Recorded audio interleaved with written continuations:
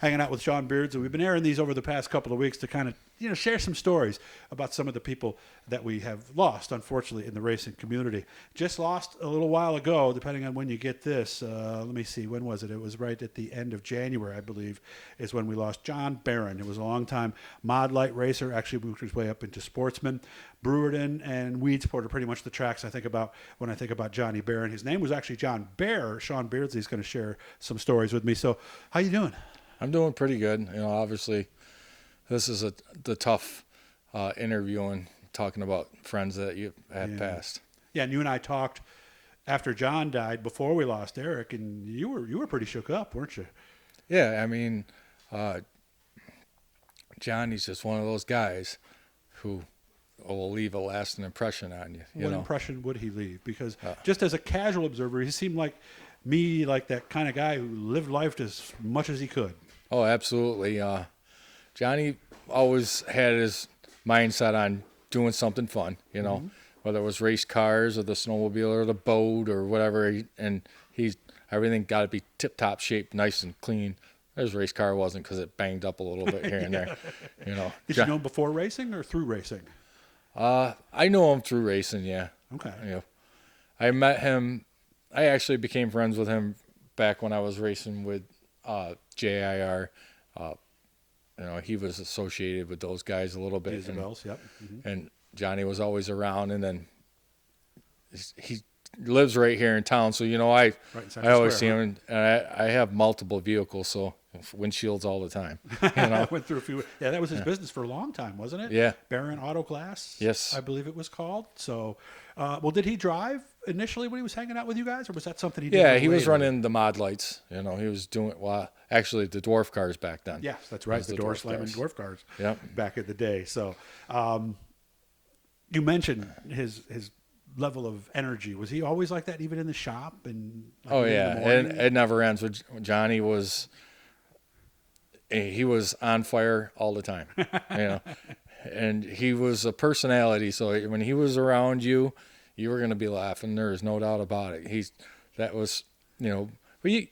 was serious, but at the same time, he's Johnny, and his favorite thing is if he saw me, he could just come over and stand on my foot. Why? To be taller? No, just to be that way. Just because he'd be like, "Oh, I didn't mean to." I'm standing on your foot. See. That was a standard for Johnny. And he knew what he was doing, obviously. Yeah. Oh, absolutely. Okay. Every time. Is there anybody? Because this is my biggest impression of Johnny. Like if somebody said, "What's your biggest memory?"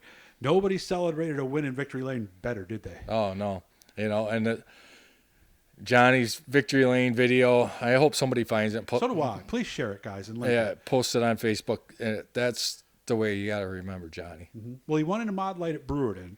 And I remember he was just running around, if I remember correctly. Oh, yeah. I couldn't even get him over to the car to do the interview, right? Yep, doing a dance, Yeah, screaming, pointing at the crowd. Yeah. And then I was talking to Earl Rudy the other day, and he was talking about when he won in Weedsport, when he climbed the fence, I guess. Yeah, oh yeah. You were there?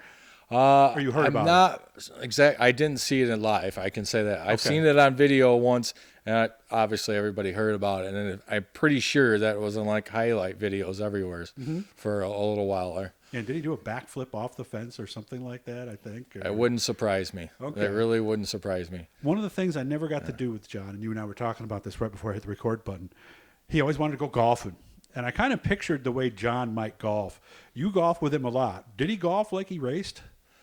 As far as all or nothing kind of. Yeah, I mean he was serious about his golf. Oh, he was. Oh yeah, he was serious about his golf. Okay. I guess I didn't picture he would. He had Johnny rules on the golf course. What's the Johnny rules? You had to follow, regular practices of golf. And I'm not ever been a good golfer. So I like to golf because it just kind of gets you away from everything for a little bit, and you're out in nature, and it's usually nice out. So I'd go golfing with whoever. And I got this little thing that I do when I'm over by the green and I'm not on the green. I just kind of get over there and whack the ball, and it's unethical, and there's no way it's got any accuracy at all. But I was playing, and we were playing each other, and I did that, and I went right in the hole, and he lost it. He lost it. He's like, you can't do that. That's not a legal shot. Blah, blah, blah. Johnny. He's getting all hyped up. He would over exaggerate to be funny. You know, that's Gotcha. the way he was. Was He a wasn't. good He golfer? wasn't really mad, but you know, he would say, "I'm not gonna golf with you anymore if you keep that up." Did he keep accurate score? Oh yeah, made sure you weren't So cheating. he was a stickler on that. Oh yeah, there was no cheating going on. No mulligans either. Yeah, no. Yeah, and mulligan in golf is you take a shot you don't like, you say, I'm going to do that again. You know? Yeah, there was no such thing. No? So you'd get some 9s and 10s on some holes Yeah, every now and then? yep. Okay. What was he like at the end? Because I kind of lost track of him the last few years. Oh, he's never changed. Same guy. Same guy. No, I mean, I just was over to his house probably a month ago. Stopped in there to say hi, just because I hadn't seen him in a while. You know, I was driving by.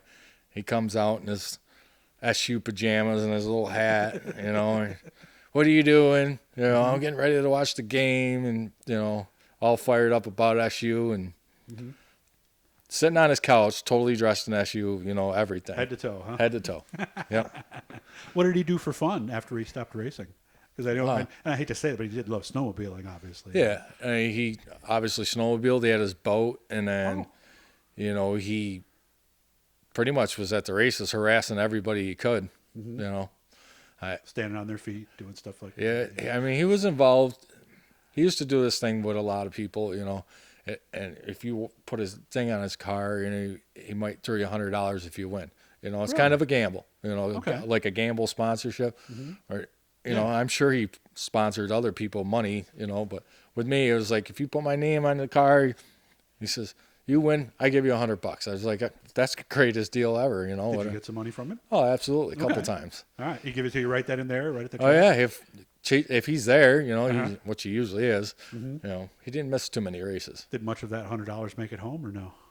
Oh yeah. Yeah, so some of it didn't, huh? Yeah. It is racing, right? Yep. So, and the biggest thing I'm going to take away from this one too, and I told Sean this again, I was going to golf with Johnny many times. We tried to figure out a time. So since we've been through this, and I know you're going to agree with me on this, don't put things off, right? Like you and I, it snowed today, and I was like, man, I'm going to get out, and you said, no, don't worry, I can be this weekend. Make sure you do stuff now, right, Sean? Absolutely. You know, you got the opportunity to see somebody. I mean, a lot of times I go to the shows now because I'm not that excited anymore. I'm not a little kid anymore. I understand. But I go to the shows because I'm going to see the people that I'm not going to see all winter long. You know, you get to say hi and, you know, maybe meet parts of their family you don't see all the time.